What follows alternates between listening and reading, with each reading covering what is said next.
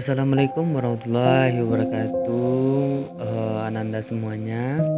Semoga Ananda sehat selalu dan selalu dilindungi oleh Allah Subhanahu wa taala. Amin amin ya rabbal alamin. Baiklah, pada kali ini Bapak akan menjelaskan atau eh, materi kita pada hari ini itu tentang strategi dan substansi dakwah Khulafaur Rasyidin. Baiklah, untuk kedepannya ada nih Bapak menyediakan bentuk media, yaitu media video. Jadi bisa kita lihat bersama-sama ya, bahwasanya nanti akan terlihat apa saja sih strategi ataupun substansi dakwah ketika para Khulafaur Rasyidin ini melakukan dakwah gitu pada masanya, untuk mengembangkan agama Islam kita ini. Baiklah, langsung saja. Pertama itu ada beberapa Khalifah Rasyidin yang akan kita bahas. Ada 4 itu. Pertama Abu Bakar As-Siddiq. Baiklah Ananda semuanya, di sini Bapak akan menjelaskan yang pertama dulu ya. Ada yang kenal dengan Abu Bakar As-Siddiq? Mungkin sudah tahu gitu, tidak asing lagi kan, bahwa Abu Bakar adalah salah satu sahabat dari Nabi Muhammad yang paling dekat dan yang pertama masuk agama Islam. Baiklah, kita jelaskan satu persatu ya. Jadi di sini dari strategi dakwah atau substansi dakwah Khulafaur Rasyidin ini, pertama Abu Bakar. Jadi Abu Bakar ini memiliki substansi ataupun strategi. Yang pertama yaitu di sini ada terlihat pembukuan Al-Quran. Nampakkan oleh anak-anak semuanya? Itu pembukuan Al-Quran. Jadi setelah meninggalnya Rasulullah SAW atau Nabi Muhammad SAW, banyak penduduk suku Arab kemudian kembali murtad gitu dan melawan terhadap kekafiran, sehingga muncullah beberapa peperangan untuk melawan kemurtadan tersebut atau dikenal dengan Yamamah. Jadi dari peperangan itu menimbulkan banyak korban, termasuk sebagian besar para penghafal Al-Quran gitu, baik yang ada pada hafalan maupun ditulis maupun disimpan oleh para sahabat yang masih hidup. Sebenarnya Abu Bakar ini pertamanya awalnya itu ragu gitu, ragu karena tidak ada perintah oleh Nabi untuk membukukan Al-Quran gitu. Akan tetapi Umar bin Khattab itu terus meyakinkan, dan pada akhirnya Umar berhasil meyakinkan Abu Bakar bahwa pengumpulan Al-Quran akan sangat bermanfaat dan bagi keutuhan Al-Quran itu sendiri. Akhirnya Abu Bakar menugaskan Zaid bin Sabit untuk memimpin pengumpulan Al-Quran. Zaid ditunjuk karena ia pemuda yang cerdas dan berpengalaman mencatat ayat-ayat Al-Quran. Yang kedua yaitu perluasan wilayah. Jadi dari substansi ataupun strategi yang kedua dari Abu Bakar itu perluasan wilayah baru gitu. Maksudnya ialah sebagai salah satu dakwah dan strategi Rasulullah, Abu Bakar melakukan ekspansi atau melakukan perluasan wilayah guna untuk memperluas kekuasaan Islam. Mulai dari ke daerah Syria. Untuk keperluan tersebut Abu Bakar menugaskan ada 4 orang panglima perang. Jadi untuk negeri Syria menuntaskan atau melemahkan negeri Syria ini, ada 4 panglima yang dikerahkan oleh Abu Bakar. Yang pertama yaitu Zaid bin Abu Sufyan di Damaskus. Yang kedua Abu Ubaidah bin Jarrah di Palestina. Dan yang ketiga Amr bin As di Palestina. Yang keempat juga Surahbil bin Kasanah di Yordania. Oke anak-anak bapak semuanya, anak sekalian, kita lanjutkan kepada yang sahabat yang kedua yaitu Umar bin Khattab.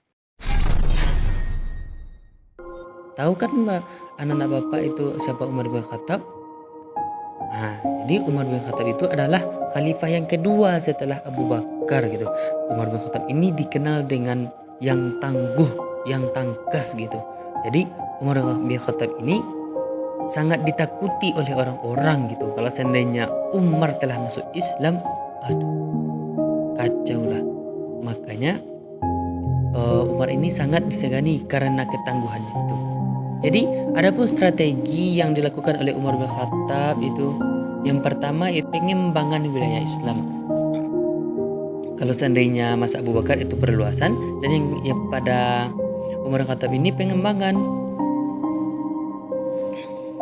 Pada masa Umar bin Khattab, usaha pengembangan wilayah terus dilanjutkan. Jadi pada Khalifah Umar bin Khattab melanjutkan perluasan dan pengembangan wilayah ke Persia. Sejak itu telah dimulai sejak Khalifah Abu Bakar. Pasukan Islam yang menuju Persia ini berada di bawah pimpinan Panglima Said bin Abi Waqqas. Jadi dalam perkembangannya berikutnya berturut-turut dapat ditaklukkan beberapa kota seperti Kandisia tahun 16 Hijriah atau 636 Masehi. Khalifah Umar bin Khattab juga mengembangkan kekuasaan Islam ke Mesir. Begitulah perjuangan dari Umar ini. Dan yang kedua yaitu mengeluarkan undang-undang. Di antara jasa dan pengenalan Umar bin Khattab yang selama ia menjabat ialah menertibkan pemerintahan dengan mengeluarkan undang-undang. Diadakan kebijakan peraturan perundang-undangan mengenai ketertiban pasar, ukuran jual beli, mengatur kebersihan jalan, dan masih banyak lain lagi gitu yang ditetapkan oleh Umar ini dalam undang-undangnya. Selanjutnya yang ketiga yaitu membagi wilayah pemerintahan. Khalifah Umar bin Khattab juga membagi daerah menjadi beberapa daerah pemerintah gitu. Maksudnya di sini pemerintah pusat dan pemerintahan daerah. Khalifah yang bertindak sebagai pemimpin pemerintahan pusat, sedangkan di daerah dipegang oleh gubernur yang membantu tugas pemerintahan khalifah di daerah-daerah. Jadi contohnya kalau seandainya kita contohkan sekarang itu seperti kalau pusat itu kan seperti presiden atau gubernur atau MPR gitu. Tapi kalau seandainya yang di daerah-daerah seperti gubernur, wali kota gitu. Itulah bentuk contohnya gitu. Selanjutnya itu yang terakhir membentuk beberapa dewan. Selain itu, Khalifah Umar bin Khattab juga membentuk beberapa dewan, di antaranya Dewan Pembendaharaan, maksudnya yang mengatur keuangan negara, Dewan Militer yaitu mengatur tentang Dewan Militer, kekuatan atau pertahanan, juga membentuk putusan kehakiman, di mana hakim yang terkenal pada waktu itu ialah Ali bin Abu Thalib.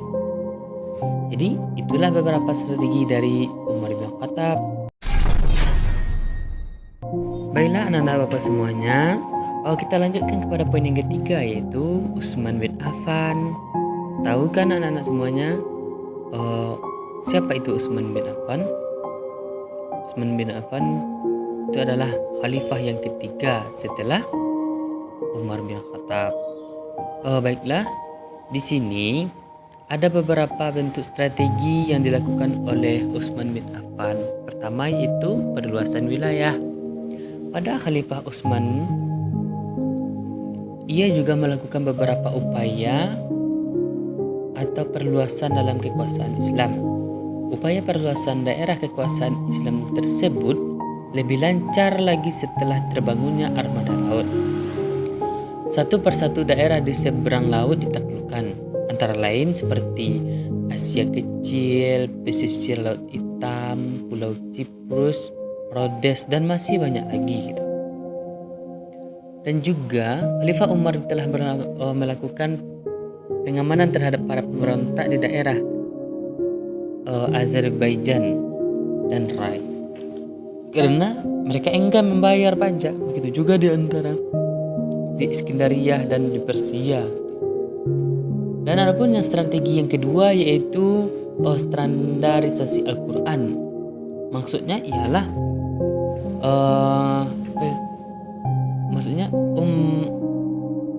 Utsman ini mencetak ulang dari hasil cetakan mushaf yang setelah dibuat oleh Abu Bakar.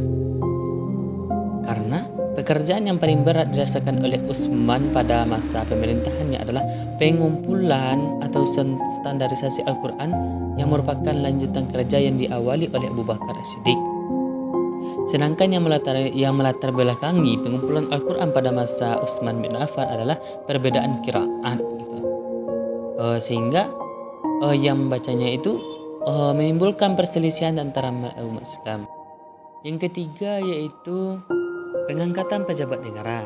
Jadi pada masa Utsman ini juga diangkat seperti pejabat-pejabat negara lanjutan dari Selanjutnya yang keempat yaitu pembangunan fisik. Pembangunan fisik ini berupa perluasan wilayah, maksudnya memperbaiki masjid, perluasan masjid. Kalau seandainya masjidnya masih sedikit, maka pada pemerintahan Utsman inilah mendirikan banyak masjid di berbagai wilayah kekuasaan Islam. Baiklah, kita lanjutkan kepada yang khalifah yang terakhir yaitu Ali bin Abi Thalib. Jadi pada masa Ali bin Abi Thalib ini, strategi yang ia lakukan dalam pengembangan Islam itu pertama itu pergantian pejabat lama dengan pejabat baru. Kalau seandainya di khalifah sebelumnya itu dibuat pejabat, maksudnya diangkat pejabat, maka pada masa Ali ini pejabat-pejabat lama itu diganti menjadi pejabat-pejabat baru dikarenakan pertama umur mereka sudah mulai tua, yang kedua dari pejabat-pejabat yang baru ini kan lebih muda, makanya kekuatannya itu lebih kuat gitu, dan untuk motivasi inovasi baru itu lebih banyak, makanya diganti dan supaya mendapat giliran. Yang kedua itu penarikan tanah yang dihadiahkan. Maksudnya ialah pada masa Ali bin Abi Thalib ini menarik kembali tanah yang dihadiahkan Utsman bin Affan kepada penduduk dan menyerahkan hasil pendapatnya kepada negara, dan memakai kembali sistem distribusi pajak tahunan di antara orang-orang Islam sebagaimana pernah ditetapkan oleh Umar bin Khattab. Dan yang terakhir yaitu menghadapi pemberontak, yang mana pada masa beliau ini banyak juga masih pemberontak pembangkang Islam ini. Makanya beliau menghadapi dan berhasil Ali bin Abi Thalib ini dalam menghadapi pemberontak itu supaya untuk masuk kembali gitu, ke dalam Islam.